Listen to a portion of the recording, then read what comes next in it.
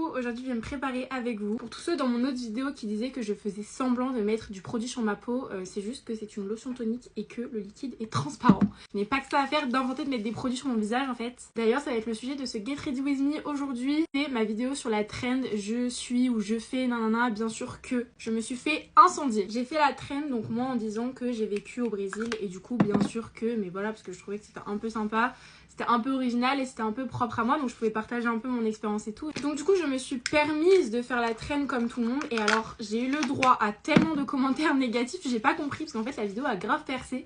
Et c'est là où je me suis rendu compte que certes les vidéos qui font plein de vues, bah, en soi c'est cool, c'est un peu encourageant. Bah, clairement ça fait de la rémunération TikTok, donc en général on est content de faire pas mal de vues. Je me suis rendu compte qu'en fait je ne préfère pas les vidéos qui percent autant. Pour la simple et bonne raison que du coup ça veut dire que ça passe dans les pourtois de plein de gens qui ne sont pas abonnés à moi et qui du coup ne connaissent ni ma personnalité, ni ma vie, ni rien du tout. Du coup sont grave enclins à me critiquer de fou alors que je n'ai rien demandé. On avait déjà les premières personnes qui pensaient mieux savoir que tout le monde. Donc en fait moi je parle de mes expériences personnelles au Brésil. Et t'as toujours des gens qui me disent non mais en fait moi j'ai des origines brésiliennes et tout. Et tu mens, c'est pas du tout comme ça. Ben...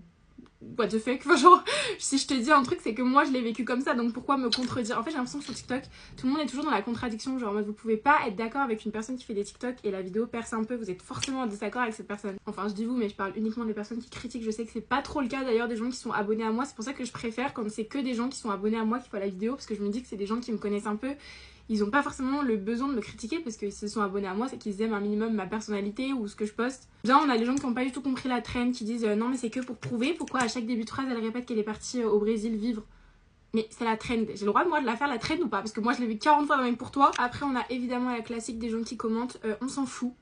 Mais en fait j'ai pas compris, c'est mon compte ou c'est toi qui décides ce que je dois poster dessus? Peut-être je savais pas mais je dois faire signer une attestation par tout TikTok en fait pour savoir ce que j'ai le droit de poster sur mon propre compte. Ça c'est vraiment un concept que j'ai du mal à comprendre, genre t'aimes pas un TikTok, tu t'en fous, littéralement tu l'écris mais tu regardes quand même le TikTok. Ensuite on a la classique depuis que je suis partie au Brésil, c'est de toute façon t'as trop kiffé le Brésil pour les mecs. Bon ça vraiment je ne relève même pas tellement vous êtes gênant. Ou bien alors que c'est vraiment pas le sujet de la vidéo, on me dit oulala mais quel pot de peinture. Ça me dépasse parce que je tombe toujours dans les pourtois de mecs random qui sont là en mode oh là là t'es beaucoup plus belle sans maquillage, pourquoi tu te mets toutes ces couches de peinture sur le visage?